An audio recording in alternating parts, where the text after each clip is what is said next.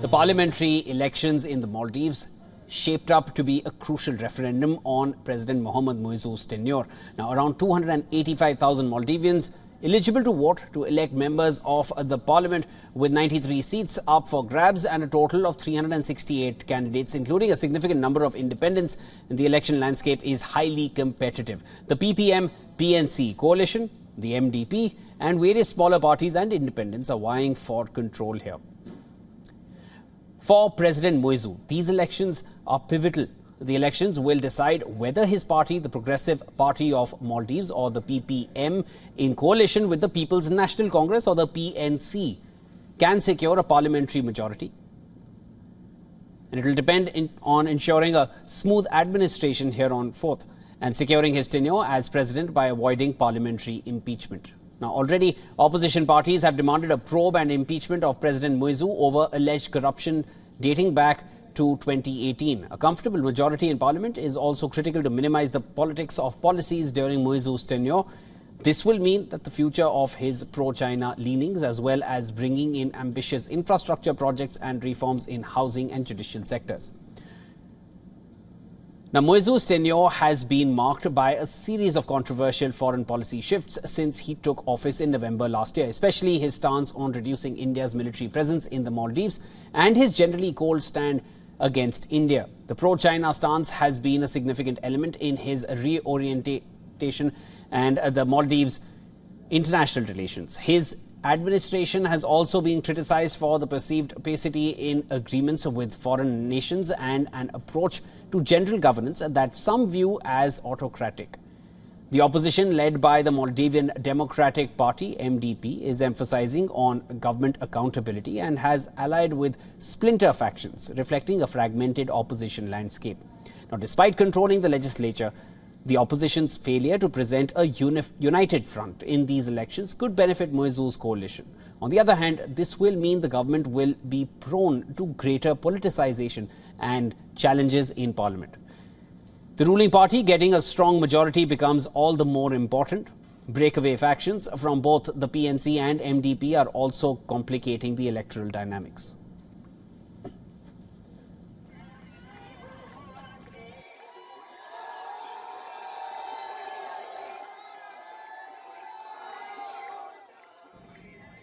The parliamentary elections in the Maldives today shaped up to be a crucial referendum on President Mohamed Muizzu's tenure. Around 285,000 Maldivians are eligible to vote to elect members of the parliament, or the Majlis, with 93 seats up for grabs, a total of 368 candidates, including a significant number of independents. The election landscape is highly competitive here, as they all vie for those 93 seats. The PPM and the PNC coalition on one side, the MDP, the opposition, and various smaller parties and independents, they're all vying for control in the Maldives. Now, as far as President Mohamed Muizzu is concerned, these elections are pivotal. The elections will decide whether his party, the Progressive Party of Maldives, in coalition with the PNC, can secure a parliamentary majority. And this will depend upon ensuring a smooth administration here on forth and securing his tenure as president by avoiding parliamentary impeachment. Now, opposition parties have demanded a probe and impeachment of President Muizzu over corruption charges which date back to 2018. A comfortable majority in parliament is also critical to minimize the politics of policies which have been seen during Muizzu's tenure. Muizzu was sworn in as the president here at the Maldives in November last year. And of course, the current elections will mean that the future of his pro-China leanings, as well as bringing in ambitious infrastructure projects and reforms in housing and judicial sectors, now they are going to be all right. We are going to be now discussing this further with former High Commissioner of India to Maldives, Nyaneshwar Mule, who's joining us live from New Delhi. Pleasure having you on WION, sir. I wanted to understand from you, what's the impact that these elections will have on the political landscape within Maldives? How do you see things moving forward from here? Yeah, that's going to be interesting. Today, the elections have been more or less still going on. Almost about 55% people have voted there. And this is important both for domestic politics of Maldives certainly.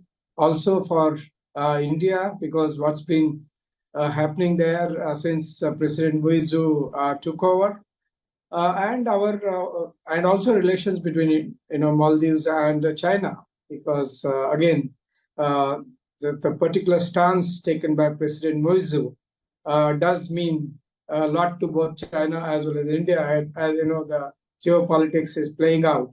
It's very important for both India and China, the significance of Maldives. So let's hope that after Mr. Ibrahim Soli lost the election 2019, the pro-India MDP, my understanding is should get more seats this time.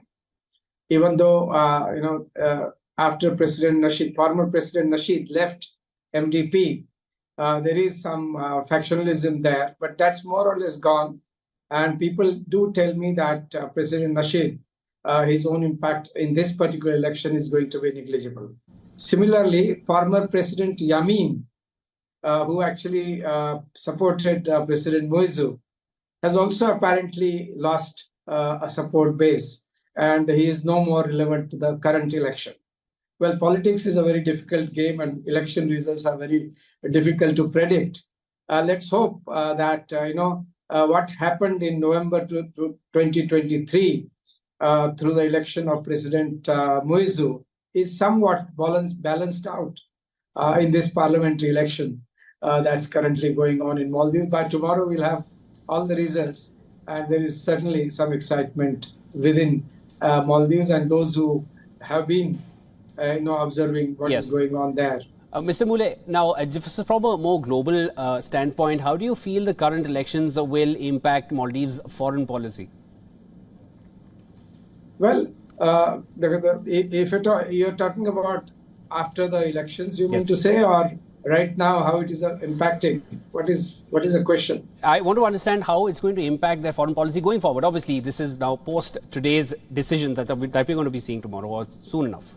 Well, let's understand the role of Maldivian president. He is the head of government. He is the head of state. He also makes important appointments, including the cabinet, attorney general, who has an important role in that country, as well as other important appointments.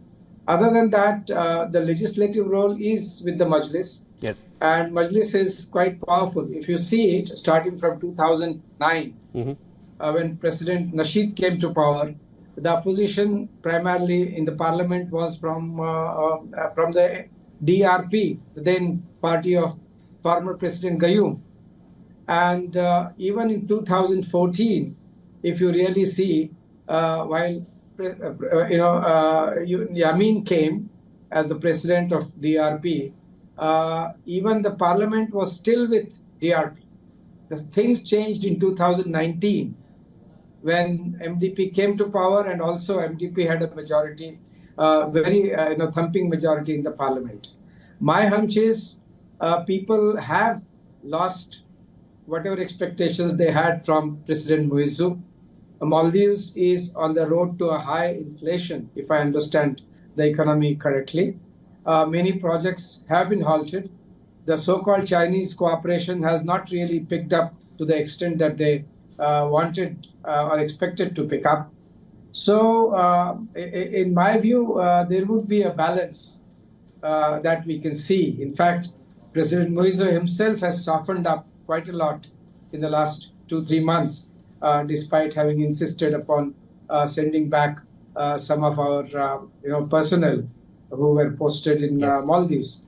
So I do feel that we can see a balancing act now on, because you might have a parliament that will be fairly proactive, and it will also balance the China factor, which has been playing an important role since the election of President Muizzu. So far as other countries are concerned, Muizzu has been seen as developing relations with Turkey, to some extent with Saudi Arabia, Bangladesh.